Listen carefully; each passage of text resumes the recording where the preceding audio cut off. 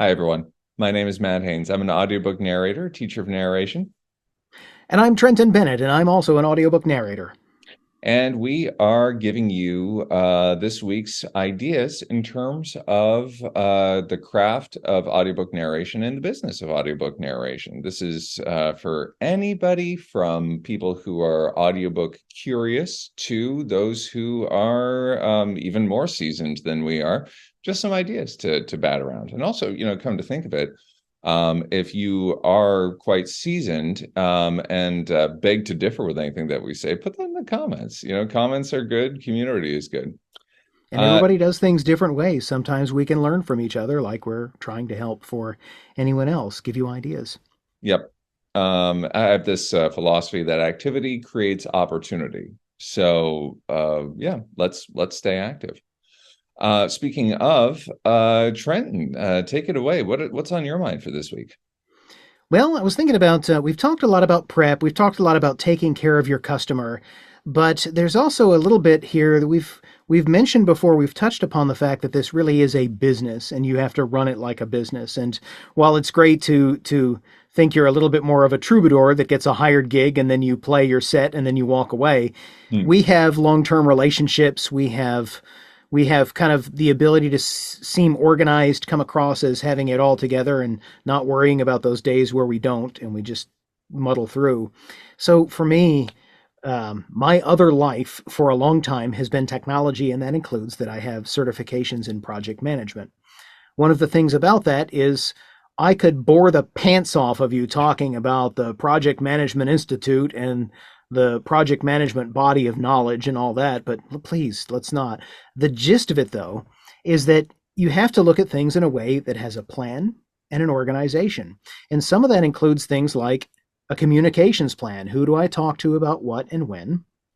And for an audiobook, I treat every audiobook as a project, but it doesn't mean I do this full suite of documentation like if we were rolling out some big infrastructure. I just say, okay, who am I going to talk to for what and how am I going to do that? When am I going to communicate with them?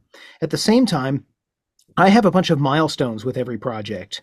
And sometimes, because we talked about the speed bumps and read throughs we do for prep, I might have specific milestones. For example, on my last book, I knew at a certain point I was going to have to figure out how to do this one string of Russian that was some bad words and ended in some sort of idiomatic phrase. And I thought, okay, when I get through that whole scene, which is really action packed and dramatic, I'll consider that a pretty major accomplishment.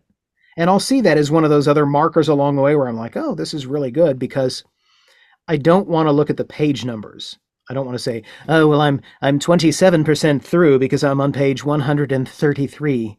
Hmm.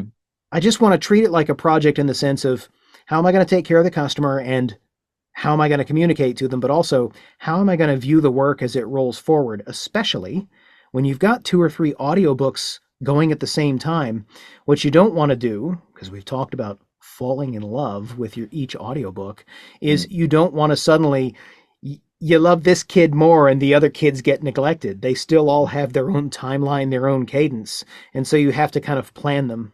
There's a rather weenie concept that I could talk about called a Gantt chart, where you say, okay, I'm stacking all of my things on a timeline. It's like a sideways bar chart.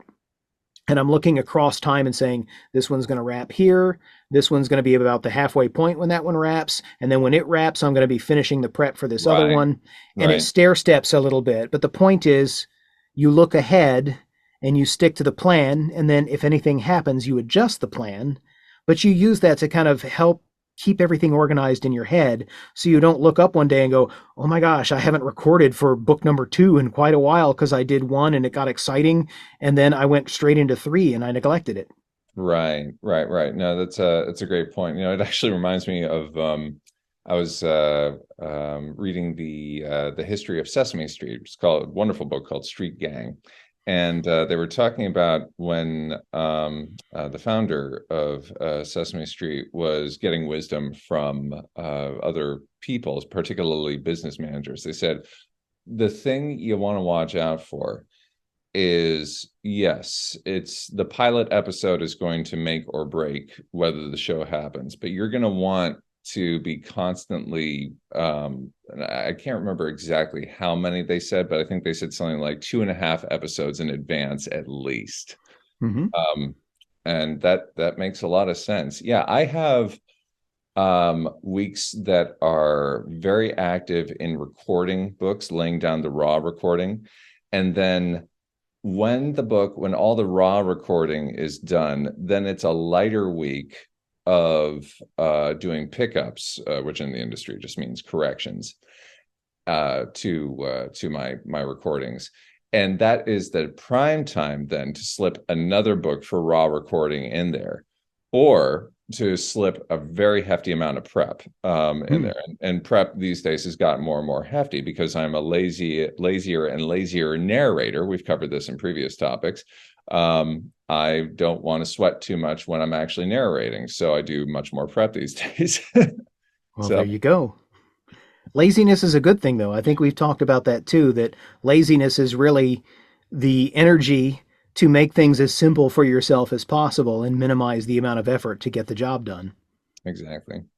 Okay, well, thank you so much, Trenton. I'm Matt Haynes, And I'm Trenton Bennett. and as your narrators and teachers of narration, we hope that our voices and your ears meet again real soon. Thanks, everyone. Thanks, everybody. That was fun. Good, good. I got a lot out of it too. It's or there was also just a lot of affirmation.